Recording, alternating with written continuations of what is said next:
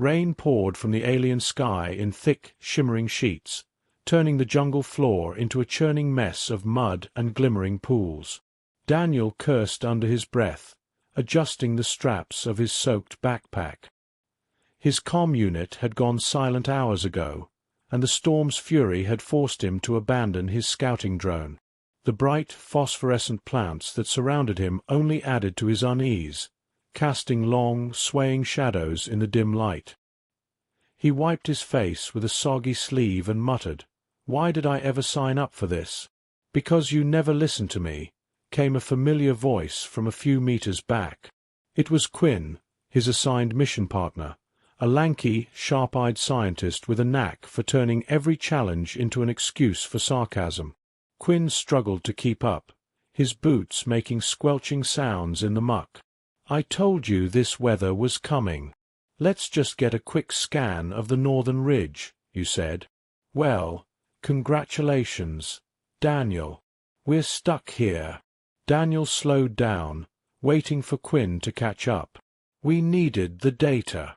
Don't tell me you'd rather have skipped it and gone back empty-handed."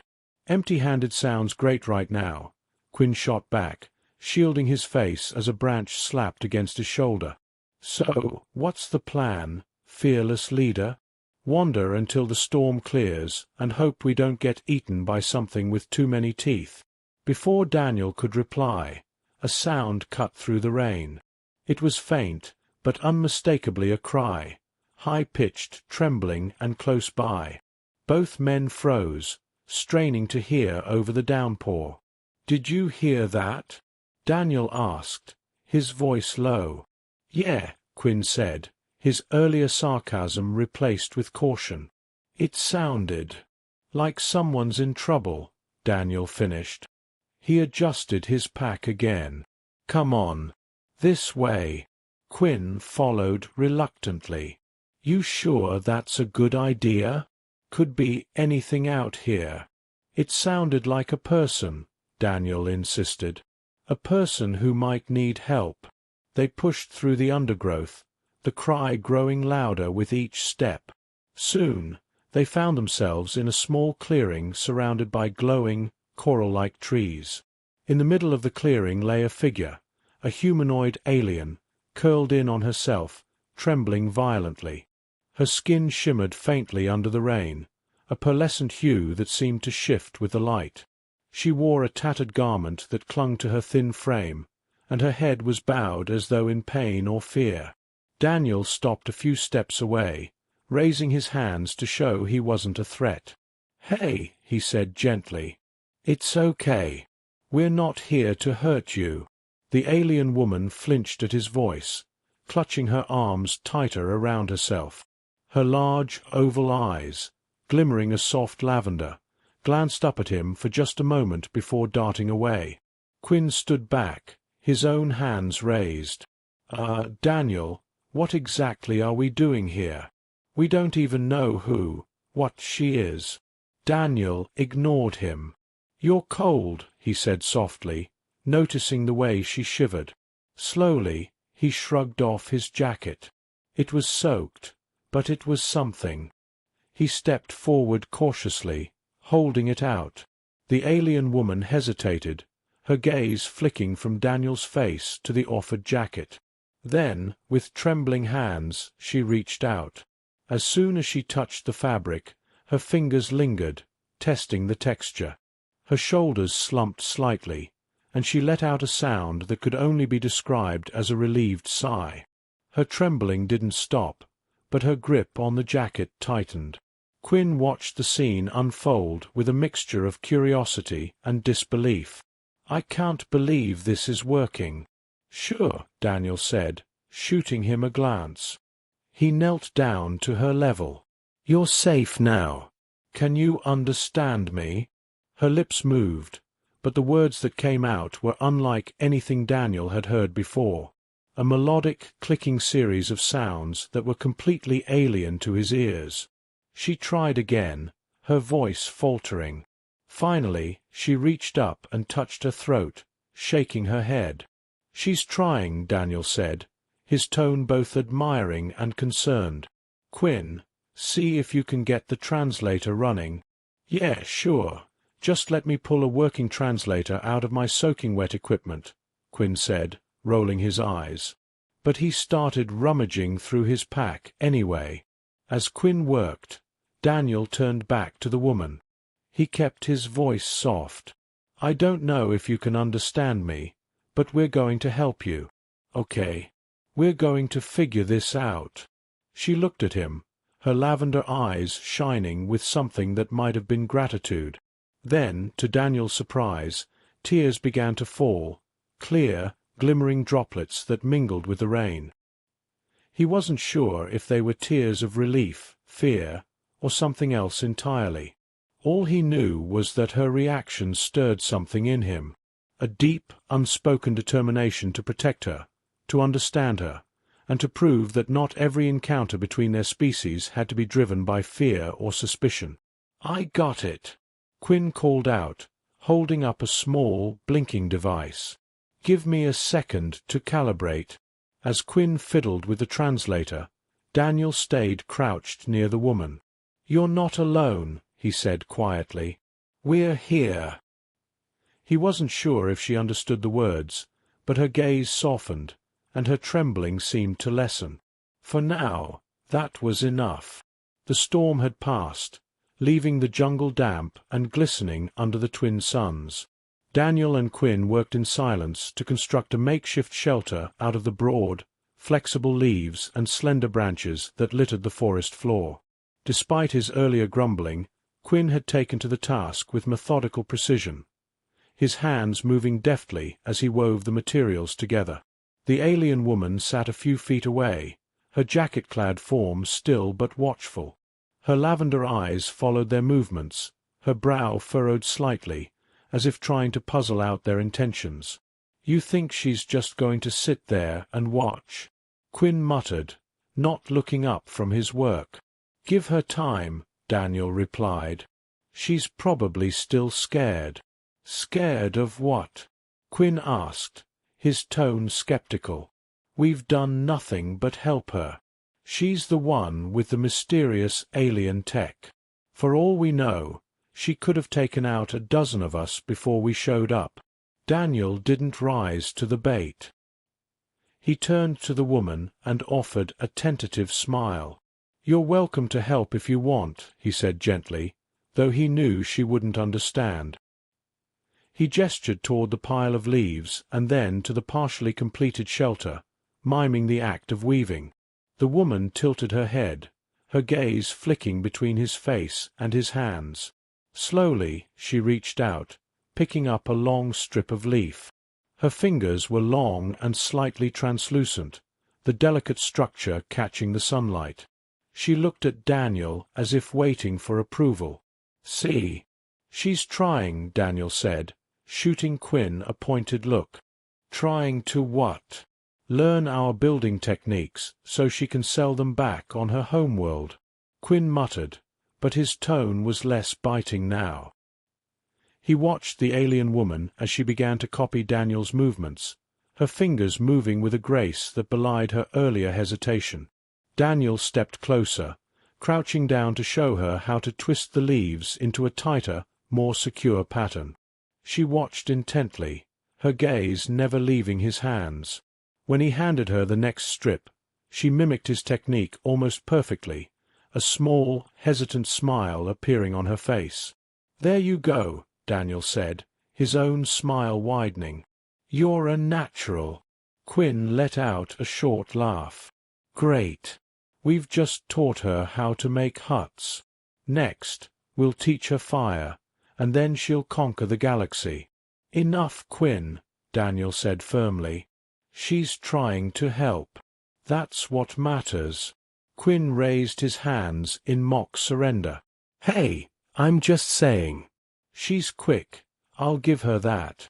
The woman glanced at Quinn, her smile fading slightly, as if she understood his tone even without knowing the words. Daniel sighed. Just keep building, he said. We're all in this together now. Quinn grumbled under his breath, but returned to his weaving. The alien woman continued working beside Daniel, her movements growing more confident with each pass.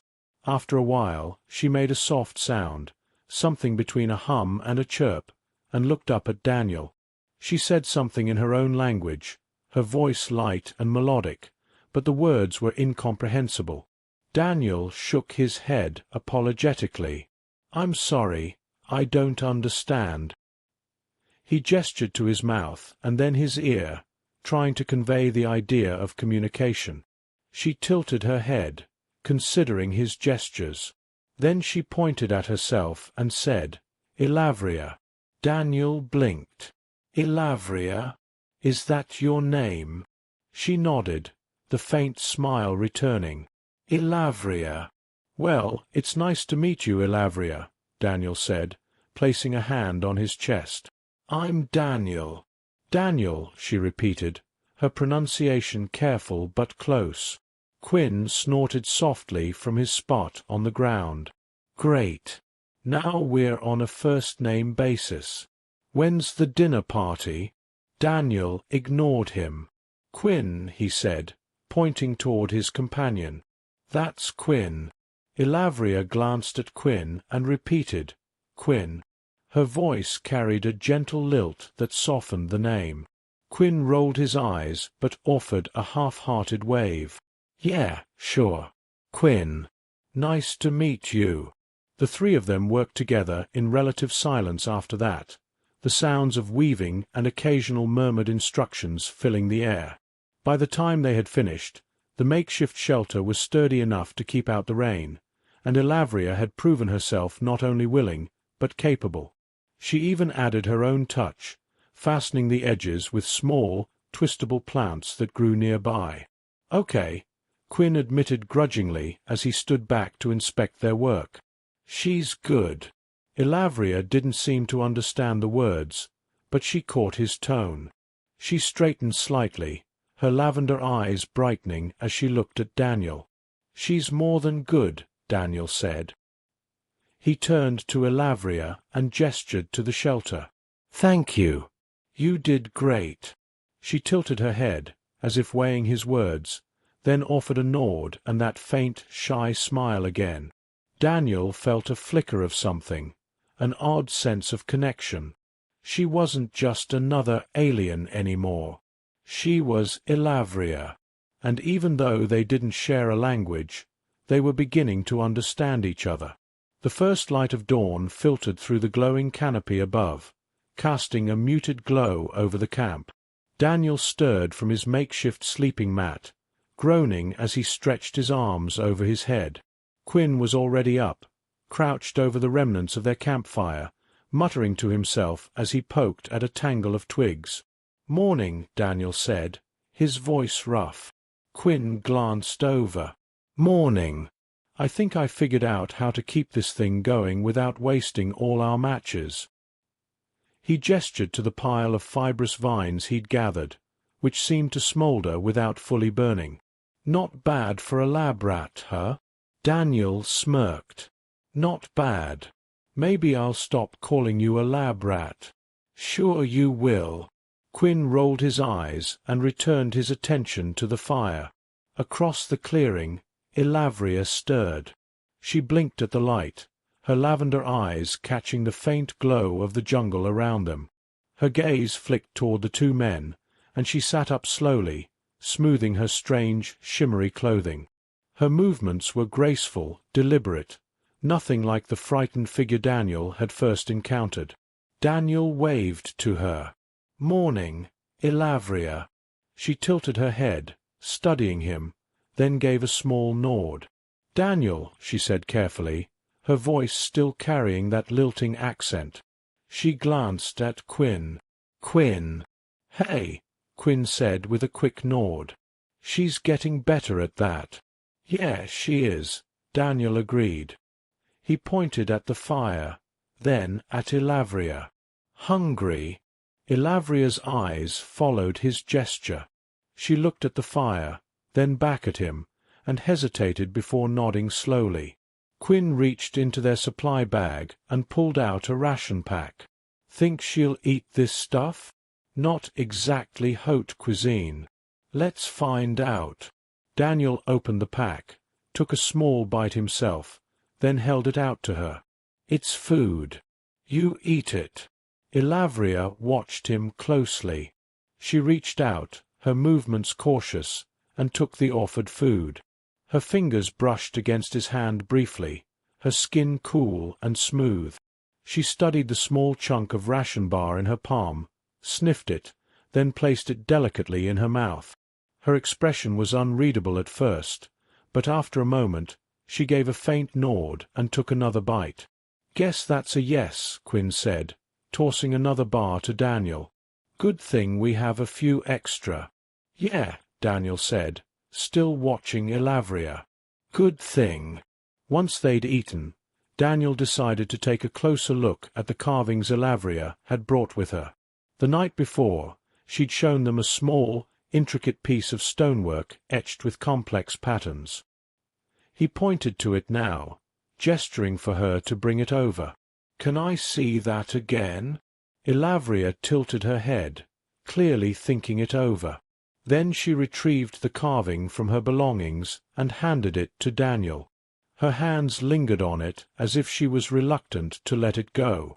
Daniel held it carefully, running his fingers over the smooth surface. The patterns seemed to flow in an organic way, like streams winding through a valley. "This is incredible," he said. "Do you make these?" He mimed carving with a tool, hoping she'd understand. Elavria shook her head and touched her chest. "Larithi," she said, then motioned to the carving and made a sweeping gesture with her hand, as if indicating something large. "She's saying her people made it," Quinn guessed, walking over. "I think she's trying to tell us about her culture." Daniel nodded.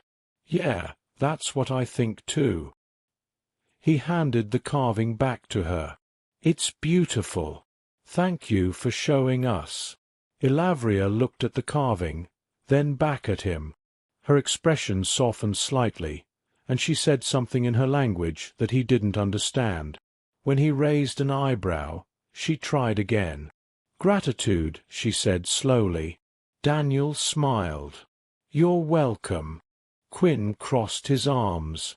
"So, what's the plan here, Daniel? We can't just sit around playing show and tell forever. We need to figure out how to get out of here." "Agreed," Daniel said. He looked at Elavria. "We need to find a way back to our base. Do you know this area?" He pointed in different directions, then mimed walking, hoping she'd understand his question. Elavria frowned in concentration, then pointed toward the jungle's dense interior. "There," she said. "Larithi." She gestured again, this time more emphatically. "Home." Daniel glanced at Quinn. "Sounds like she knows the way to her people." "Great.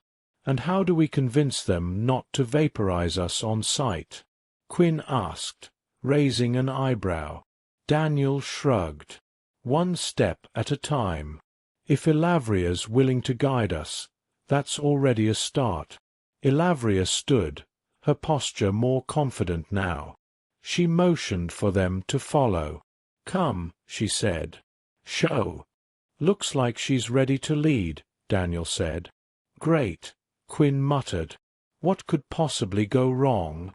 They packed up their few belongings and followed Elavria into the jungle.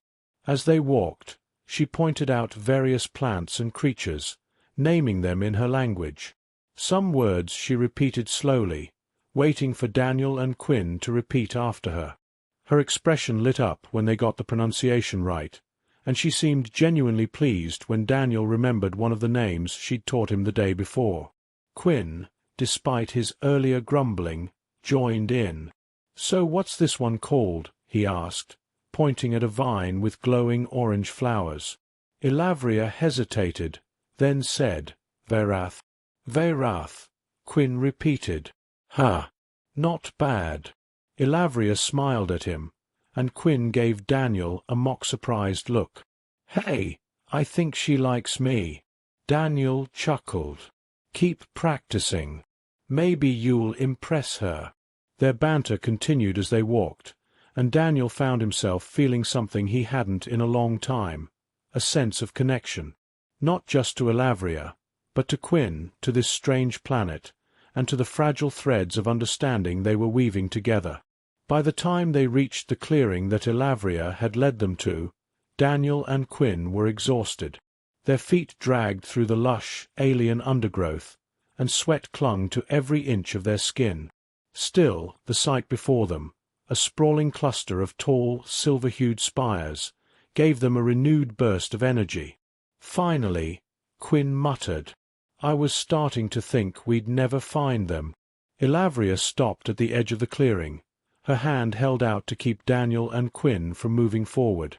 Her lavender eyes were fixed on the city ahead. "Wait," she said softly, her voice carrying a note of hesitation. Daniel glanced at her, concerned. "What is it?" She said something in her language, her tone uneasy, before switching to what few human words she had picked up. "Larithi, caution. Careful." Quinn rolled his eyes. "Great. First she tells us to come here. Now she's telling us to be careful. Fantastic." "Quinn," Daniel said sharply, giving his friend a warning look. "She's trying to help." Elavria motioned for them to stay back, then stepped into the clearing herself. She raised her hands and called out in her melodic, clicking language. A moment later, two figures emerged from the silver spires. They were taller than Elavria, their shimmering skin catching the light. They moved with an otherworldly grace, their robes trailing behind them. Daniel instinctively stepped closer to Elavria, his body tense. "What's she saying?" "No idea," Quinn replied. "But they don't look happy." Elavria turned back toward the two men, her expression strained. "Larithi," she pointed to the two aliens and then at Daniel and Quinn. "Not same. Not human." "We know that already," Quinn muttered under his breath. "Quinn," Daniel said again, his tone a warning. Elavria spoke quickly to the other Larithi, gesturing toward Daniel and Quinn as she did. The two taller figures regarded the humans with cautious interest, their glowing eyes narrowing slightly. "I don't think they trust us," Daniel said quietly. "No kidding," Quinn replied, his voice low. "What's she saying?" "I think she's trying to vouch for us," Daniel guessed. "But I don't know if it's working." One of the taller Larithi stepped forward, their expression inscrutable. They said something to Elavria in a sharp, clipped tone. Elavria answered quickly, her hands moving in an almost pleading gesture. The other alien responded with a single, measured word. Daniel frowned. What did they say? Elavria turned to him, her expression unreadable. "Leave. Leave." Daniel asked, confused. "What do you mean?" "Larithi." Elavria's gaze dropped to the ground. "Not stay. You go. Home." Quinn let out a disbelieving laugh. "Seriously? We came all this way, and they're just kicking us out." Daniel stepped closer to Elavria. "Wait, hold on. There's got to be some kind of misunderstanding. We're not here to hurt anyone. We just need help." Elavria shook her head, her voice pained. "No stay. Not safe. You go." "What about you?" Daniel asked, his heart sinking. "What happens to you?" Elavria looked away, her shoulders slumping. "I stay. Larithi." Daniel reached out, but she took a step back. He clenched his fists, unsure of what to do. "You've helped us so much. I don't want to just leave you here." Quinn sighed heavily. "Daniel, I don't think we have a choice." "Of course we have a choice," Daniel shot back. He turned to the taller Larithi, gesturing at Elavria. "She helped us. Can't we?" The alien cut him off with a raised hand and spoke a single, forceful word. The meaning was clear enough. Stop. Daniel lowered his hands, frustration boiling inside him. He turned back to Elavria. Is this really what you want? Elavria hesitated, then nodded slowly. Yes. You go. Home. Quinn tugged at Daniel's arm. Come on. We need to move. They're not going to let us stay here. Reluctantly, Daniel followed Quinn back into the jungle, leaving Elavria standing at the edge of the clearing. When he glanced back, she was watching them, her lavender eyes filled with something he couldn't quite place. Regret, sorrow, or perhaps gratitude. She raised her hand in a faint gesture of farewell. As they disappeared into the trees, Quinn muttered, "Well, that was a waste of time." "No, it wasn't," Daniel said quietly. He kept his eyes forward, but his mind lingered on Elavria's face. Not at all. It had been months since Daniel and Quinn had returned to human-controlled territory. The familiar hum of their base station's air recyclers and the sight of Earth's flag painted on the walls were a relief, but something about it all felt off to Daniel. As they settled back into their usual routines, he couldn't shake the memory of Elavria and her gentle, lilting voice. "Are you going to stare at that same report all day?" Quinn asked, sitting across the shared workspace with a mug of synth coffee in his hand. "We're back. You can stop looking like someone shot your dog." "I'm just going over our notes again," Daniel replied without looking up. "I keep thinking we missed something important." "We didn't miss anything," Quinn said, setting down his mug. "We got out of there, we came back alive, and we filed the reports. Done." Daniel finally met Quinn's gaze. "And the Larithi?" "They were right there, Quinn. We made contact, we started something, and then we just walked away." "Walked away because they told us to," Quinn said, leaning back in his chair. "What else were we supposed to do? They weren't exactly rolling out the welcome mat." Daniel's jaw tightened. "There's more to it than that. Elavria wanted to help us. She was different." "Sure, she was nice," Quinn said with a shrug. "But that doesn't mean her people were ready to invite us over for tea. Doesn't mean we should just leave things like that either," Daniel shot back. Quinn set his mug down with a sigh. "You've been obsessing over this since we got back.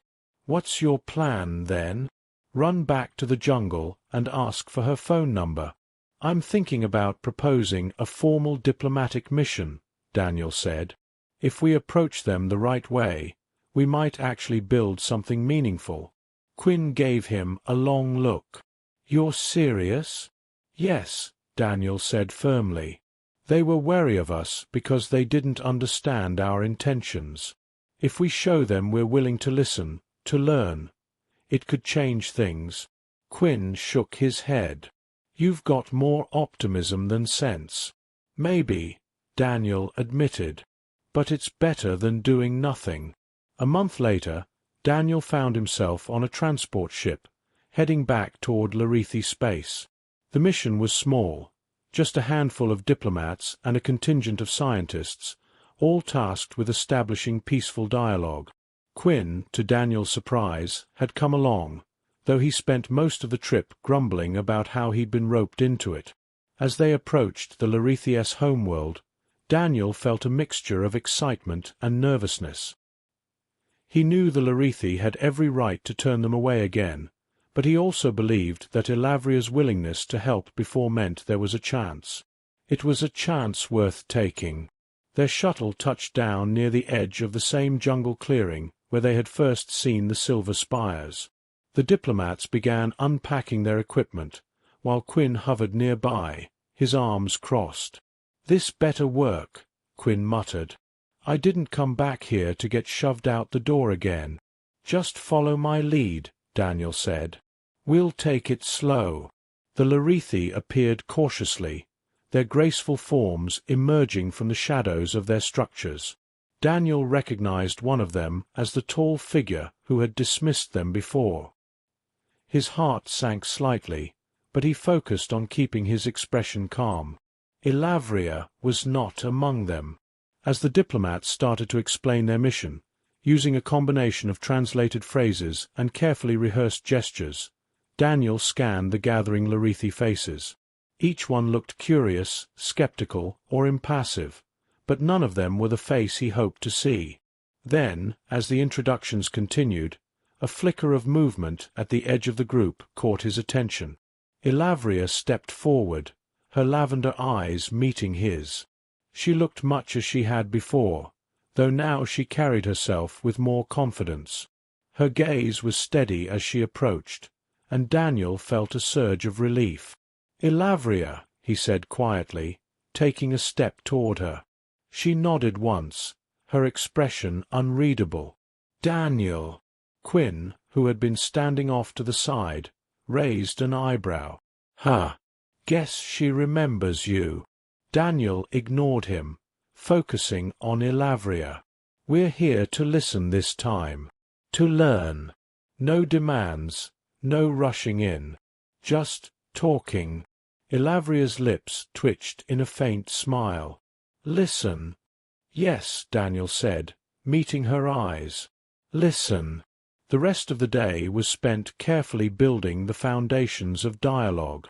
The Larithi leaders, clearly still wary, allowed the humans to present their case. They spoke about mutual understanding, the benefits of exchange, and the importance of trust. Daniel watched as Elavria listened intently, occasionally whispering to the taller Larithi beside her. He hoped she was speaking in their favor. That evening, as the human team set up their tents, Elavria approached Daniel. She stood a few feet away, her hands clasped in front of her. "You return," she said slowly. "Why?" "To find you," Daniel said honestly, "and to show your people that we can do more than just take. We can give too." Elavria studied him for a moment, then nodded. "You are different." Daniel smiled slightly. "I could say the same about you." For the first time, Elavria's expression softened into something that looked like genuine warmth. She nodded again, then turned and walked back toward the silver spires. Daniel watched her go, feeling a cautious sense of progress. Weeks of discussions, careful negotiations, and exchanged gifts slowly began to thaw the tension between the humans and the Larithi. The once distant alien leaders had grown more open, and Elavria, always nearby, served as an invaluable bridge. She translated not only words but also cultural nuances, helping both sides avoid misunderstandings that could have derailed the fragile relationship. During one such meeting, Daniel sat next to Elavria under the shadow of the silver spires, listening as a human diplomat described Earth's diverse cultures. Quinn leaned back in his seat, arms crossed, while a group of Larithi elders nodded occasionally, their luminous eyes reflecting the afternoon light. "And that's how we celebrate the turning of the seasons," the diplomat concluded. He looked to Elavria. "How do your people mark such occasions?" Elavria considered this for a moment before speaking in her melodic voice. "We honor the changes. Seasons, moons, stars. We sing. Remember our ancestors. Songs, huh?" Quinn muttered, glancing at Daniel. "Bet that's something to hear." "Maybe if we're lucky, they'll let us listen," Daniel replied quietly. Elavria turned to him, tilting her head. "You wish to hear?" Daniel hesitated, then nodded. "If you'd be willing to share, we'd love to learn more about your traditions."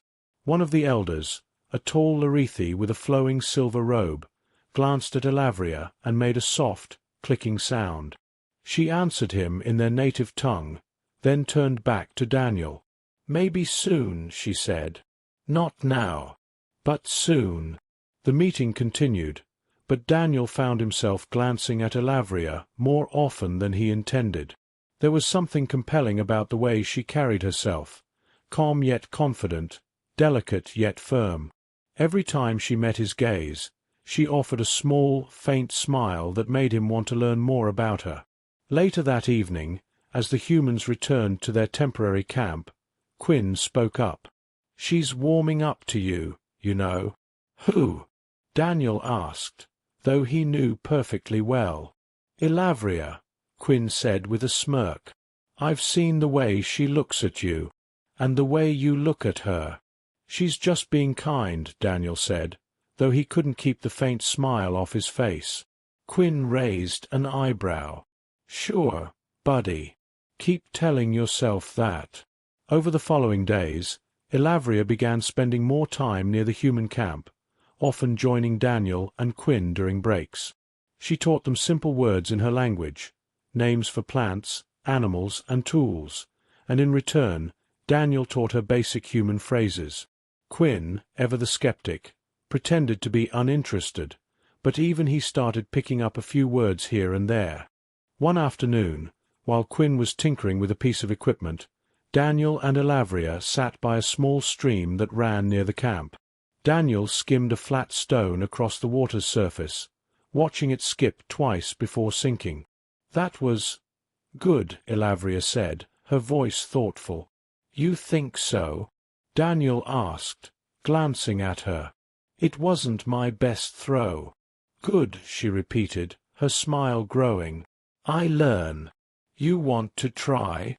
Daniel asked, holding out another flat stone. Elavria hesitated, then took the stone and studied it. She mimicked Daniel's grip, holding it between her thumb and forefinger, and then gave it a gentle flick. The stone hit the water and sank immediately. She frowned slightly. "Not good." "You just need practice," Daniel said with an encouraging smile. He handed her another stone. "Here, try again." She looked at him, her lavender eyes shining with determination. Then she threw the stone again. This time, it skipped once before disappearing beneath the surface. Elavria's face lit up with delight. "Good," she said, laughing softly.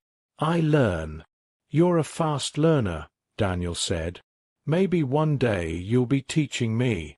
Elavria's laughter quieted, but her smile remained. She looked at Daniel, her expression softening. "You, different. What do you mean?" Daniel asked. "You care," she said simply. "Not take. Not harm. Care." Daniel felt a warm flush rise to his cheeks. I want to understand. That's all." Elavria studied him for a moment longer, then reached out and lightly touched his hand. The gesture was brief, almost fleeting, but it lingered in Daniel's mind long after she pulled away. Quinn chose that moment to call out from the camp. "Hey! If you two lovebirds are done skipping rocks, I could use some help over here." Daniel rolled his eyes and stood up. "We'll be right there," he called back. He turned to Elavria, his voice soft. "Come on. Let's see what trouble Quinn's gotten himself into now." Elavria nodded and followed him back to camp. As they worked together to repair a piece of scanning equipment, Daniel couldn't help but feel a growing connection, something that went beyond their tentative alliance. Something that, for the first time in his life, felt truly new. The sound of alien birds singing in the dense canopy above filled the air, their melodies weaving together in strange, shifting harmonies. It was a warm evening, the jungle alive with subtle bioluminescent hues. Daniel sat beside the fire, sharpening the edge of a makeshift spear while Quinn tinkered with a drone scanner. Nearby, Elavria sat cross-legged on a smooth rock, her lavender eyes reflecting the soft glow of the embers. She held one of her carvings, her delicate fingers tracing the intricate patterns. "You've been quiet today," Quinn said, not looking up from the scanner. "Got something on your mind?" Daniel glanced at him, then back at the spear.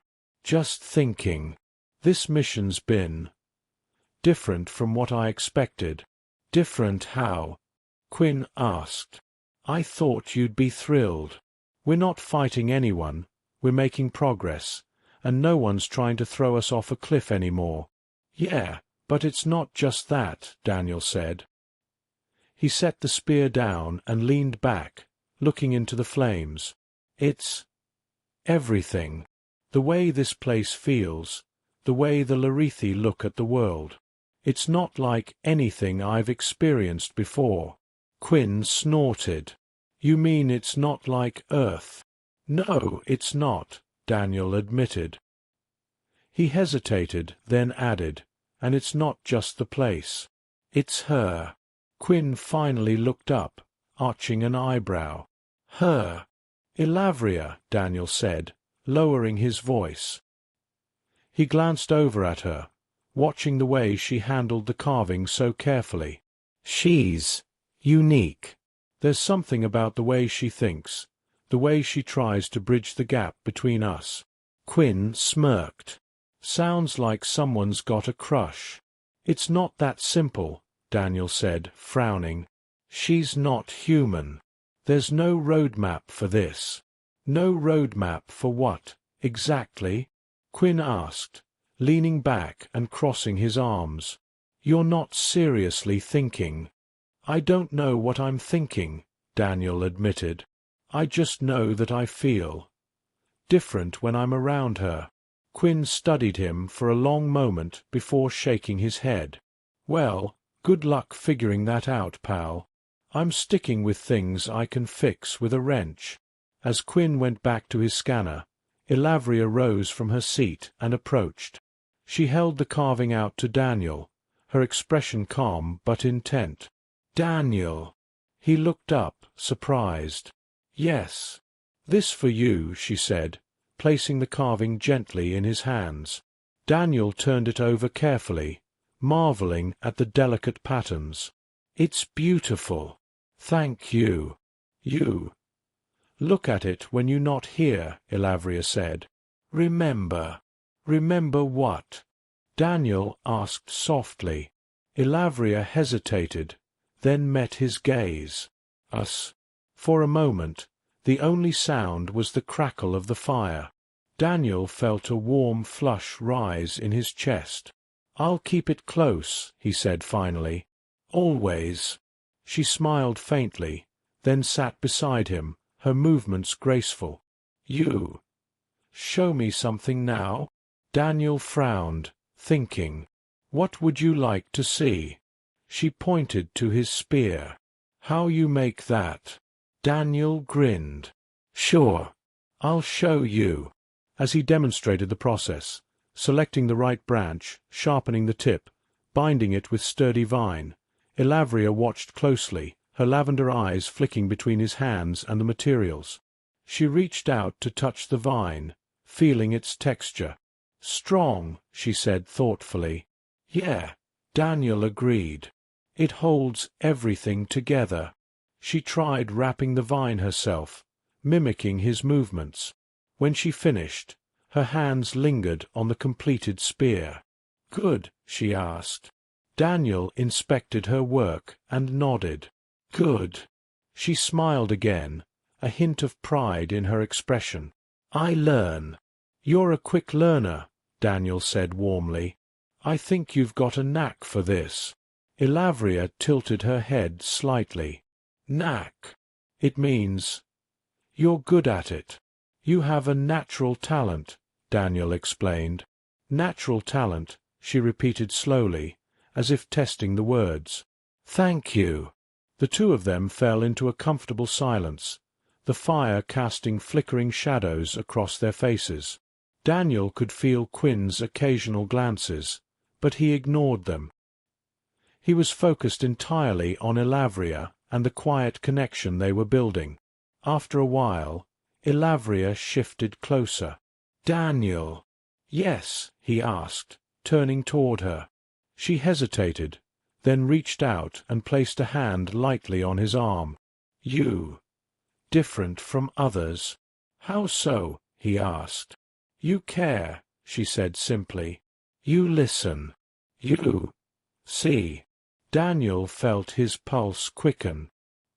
He wanted to respond, to tell her that she was different too, but the words stuck in his throat. Instead, he just nodded, placing his hand over hers briefly before letting it fall. The warmth of her touch lingered, as did the quiet, unspoken understanding that passed between them. Daniel realized that this was something fragile, something precious, and as they sat together by the fire, he knew he didn't need to define it just yet. All that mattered was that it was real. The months passed slowly. The human and Larithi delegations continued their cautious dialogue, each small success pushing the relationship forward. Trade agreements were drafted, cultural exchanges arranged, and a tentative alliance began to take shape. The atmosphere between the two groups was no longer one of suspicion, but one of mutual curiosity and growing trust. Through it all, Daniel and Elavria remained at the heart of the effort. They often worked side by side, translating terms and explaining customs to each group. Daniel had grown accustomed to the way she furrowed her brow when she was deep in thought, the careful way she chose her words when describing a Larithi tradition. He'd found himself smiling more often in her presence, feeling lighter despite the constant work. One evening, after a particularly long day of negotiations, Daniel found Elavria sitting alone near the edge of the clearing, where the glowing jungle met the silver spires. She was holding one of her carvings again, her fingers tracing the patterns as she stared off into the distance. "Mind if I join you?" Daniel asked, approaching cautiously. Elavria looked up, her lavender eyes softening when she saw him. "Yes, please." Daniel sat down beside her, resting his elbows on his knees. "You looked deep in thought." "I was remembering," she said quietly. "Long ago, before humans came here." Daniel tilted his head. "What was it like?" Elavria hesitated, then began to speak. "Quiet. Simple. We lived among the trees, the light, the songs. We had peace. But we did not see far. Only close." Daniel nodded slowly. "And now?" She looked at him, her gaze steady. "Now we see far. We see you." He smiled faintly. "I hope that's a good thing." "It is," she said, her voice firm. "You have shown us more." They sat in silence for a moment, the sounds of the jungle filling the air around them. Finally, Daniel spoke. "I've learned a lot from you, too. About patience, about looking at the world differently, and about myself." Elavria tilted her head. "Yourself. I never thought I'd be out here," he admitted, "on a different planet, trying to understand a different species. I never thought I'd care this much." Elavria's expression softened, and she reached out, her hand brushing against his. The touch was light, almost tentative, but it lingered. "You care," she said. "I see it." Daniel felt his chest tighten. "I care about you," he said, the words coming out more easily than he expected. "Not just as someone helping with this mission. As you." She regarded him for a long moment, her lavender eyes searching his face. Then, slowly, she leaned closer. Her movements were hesitant, as if she wasn't entirely sure what to expect. When her lips touched his, it was soft, a delicate connection that spoke of trust and curiosity. Daniel's breath caught, and he kissed her back, careful not to rush. He could feel the coolness of her skin, the faint energy that seemed to hum just beneath the surface. When they finally pulled apart, her gaze held his, steady and unflinching. "That was," Daniel began, then laughed softly. "Different." Elavria smiled, her fingers brushing his arm. "Good." He nodded. "Good." She leaned against his shoulder, a quiet comfort settling between them. For the first time since arriving on this planet, Daniel felt truly at ease. It wasn't just the alliance forming between their peoples. It was the connection he'd found with her, something unexpected and genuine. As they sat together, the jungle around them seemed a little less alien. The light of the spires shimmered in the distance, and the sounds of their two teams mingling, human laughter, Larethi song, carried through the air. Daniel felt a sense of quiet optimism. This wasn't just the start of a partnership between civilizations. It was the beginning of something that felt larger, something that mattered in ways he couldn't yet put into words. "You think they'll understand?" he asked, his voice low. "Our people. Your people." Elavria considered his words before answering. "It will take time. But they will learn." He smiled. "I hope so." She turned her head, her expression thoughtful. "And us?" Daniel hesitated, then reached for her hand. "We'll figure it out. Together." The faint smile returned to her lips, and she leaned into him once more. They didn't need to say anything else. In that quiet moment, under the alien sky, they were simply themselves.